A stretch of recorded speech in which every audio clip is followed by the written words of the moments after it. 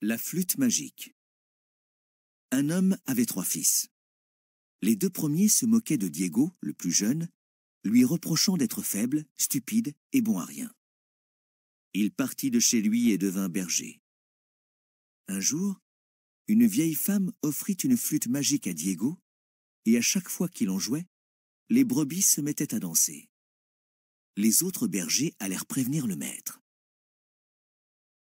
Le maître trouva l'affaire étrange et, incrédule, se rendit lui-même au pâturage.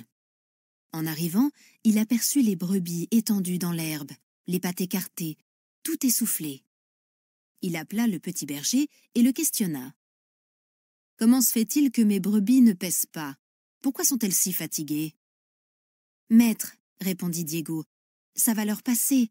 Elles ont dansé un peu et à présent elles se reposent. »« Mes brebis savent donc réellement danser ?» s'exclama le maître. « Je n'arrive pas à le croire. » Diego porta la flûte à sa bouche et se mit à jouer. Les brebis bondirent sur leurs pattes, se placèrent en cercle et entamèrent une danse. Elles sautaient, faisaient des cabrioles, gambadaient, trépignaient. Le maître les regarda un instant, tout étonné, puis il se mit à dodeliner de la tête, scanda le rythme de sa main, tapa des talons et se mit bientôt à danser avec les brebis. Bientôt, le petit berger entra lui aussi dans la ronde. Il jouait de plus en plus vite. Les brebis menaient une danse effrénée. Mais le plus déchaîné de tous était encore le maître. Enfin, Diego, fatigué, cessa de jouer et s'allongea dans l'herbe. Les brebis se couchèrent autour de lui pour se reposer, et le maître alla rafraîchir ses joues enflammées dans le ruisseau. Puis il rentra chez lui et conta toute l'histoire à sa femme.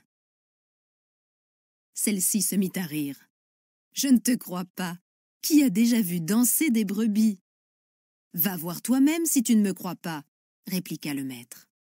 La femme se rendit au pâturage. Elle ne rentra que le soir, les joues en feu, tenant à peine debout. « C'est vrai, » dit-elle hors d'haleine à son mari. « Les brebis ont dansé, le petit berger aussi, et moi-même avec eux. Quand ce garçon prend sa flûte, on ne peut s'empêcher de tourner. » Le maître réfléchit et déclara. « De quoi avons-nous l'air à danser ainsi dans la prairie au milieu des brebis et des chèvres? Les gens vont dire que nous sommes devenus complètement fous. Ce garçon ne peut pas rester chez nous.